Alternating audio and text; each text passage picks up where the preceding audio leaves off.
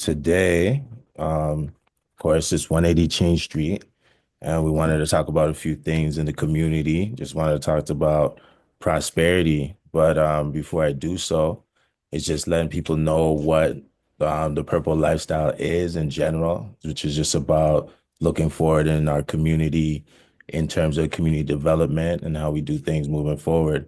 And one of the pillars in the Purple Lifestyle is prosperity. And so I thought it would be amazing to connect with you because you're a brother that I feel represents prosperity. But if you could just introduce yourself. What's your name, brother? Yes, sir. Thanks for having me, number one. Junior Jones, event curator, lifestyle specialist here in the city of Toronto.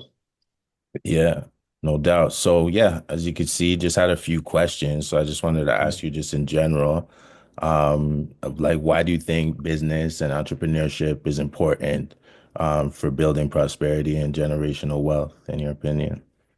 Yeah, I think, ownership is always key when you want to generate wealth. It gives you a lot of autonomy, it gives you a lot of control. Um, there's ample room for growth when I find when you are not in a situation where you own. There's limitations, there's a ceiling. Whereas when you have your own sort of path, so to speak, Right. the sky tends to be the limit. Okay, yeah, no, 100%. I feel you on that. And the next question I was gonna ask you, who and what inspired your business journey? Yeah. Well, I think it happened for me very young, at a young age. I was always surrounded by entrepreneurs. One of my cousins, when I was really young, had a paper route, That's it. and I admired that, and I wanted to do it myself. So I ended up getting my own paper route, going around the neighborhood and Right. giving people newspapers, and then from there I started another business where, I was DJing and selling mixtapes, and Amazing. then as I got older, I got into other businesses where I had like a call center of my own Okay, amazing. and hired people to work for me, and it continuously evolved Right. as I grew older, as I learned more. And I've always enjoyed entrepreneurship for the freedom Right. that it gives me. Yes, 100%. And I think thank you for sharing that. I think that was Yeah. amazing hearing that because a lot of times I think we see people at a certain end of their journey, and we don't really Yeah, understand that there was a lot more that it took to get to that point. All right. So I think absolutely. that's amazing. Hmm. I was gonna ask, what advice can you give to someone who might be thinking of starting a business? What do you think? Yeah, sure. I think number one, you have to go with what you're passionate about. I think that's the key to success. Find what you like, find what your purpose is, because once it feels like it's not work, Right. then that's the best situation to be in. And I think that's when you'll really flourish.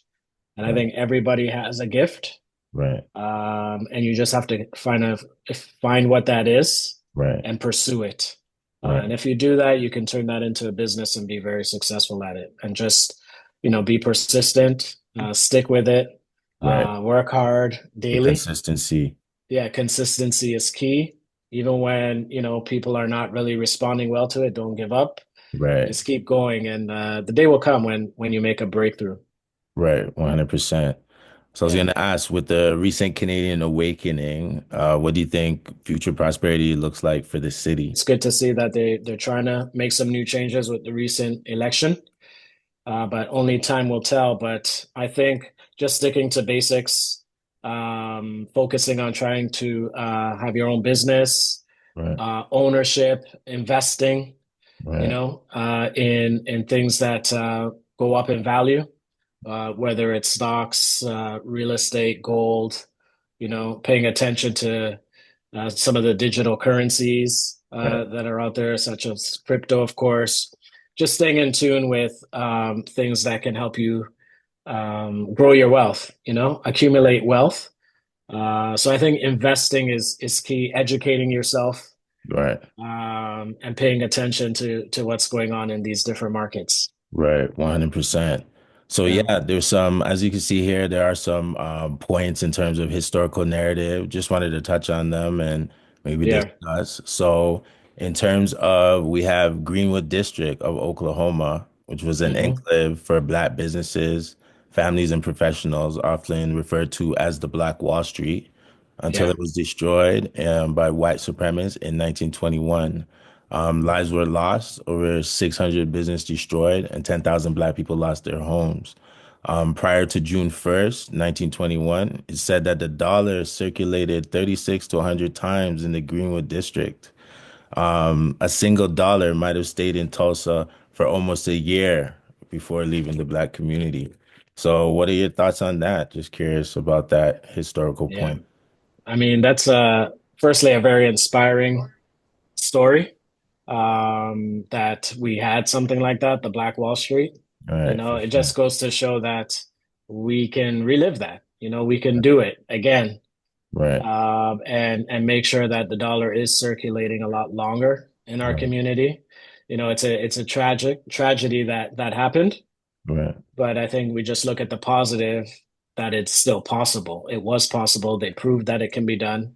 right, So if we just look back to history, and use that as motivation to know that if they did it way back then, right. you know, we can definitely do it now, with the advancement of technology and all the information that we have now. There's no reason why we can't follow their model and do it now. Right, that's 100%. And also to another point, this is according to the University of Georgia Seelig Center for Economic Growth. In modern times, money circulates one time within the African American community compared to more than 6 times in the Latino community, 9 times in the Asian community, and an unlimited times within the white community. Moreover, I'd also say the next point, a Black Star Project study on the racial wealth gap calculates that a dollar circulates 6 hours in the Black community, 20 days in the Jewish community, and 30 days within the Asian community. Do you have any further thoughts just on those points as well?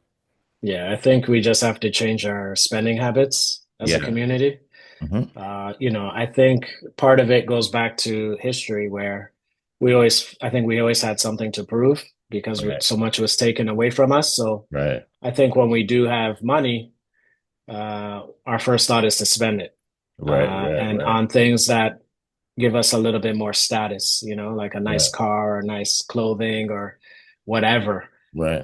But I think we just have to change our mindset, 100%. and focus more on keeping that money in the community, Yeah. supporting one another, supporting Right. our businesses so that we can grow stronger as a community and Right. generate wealth that way.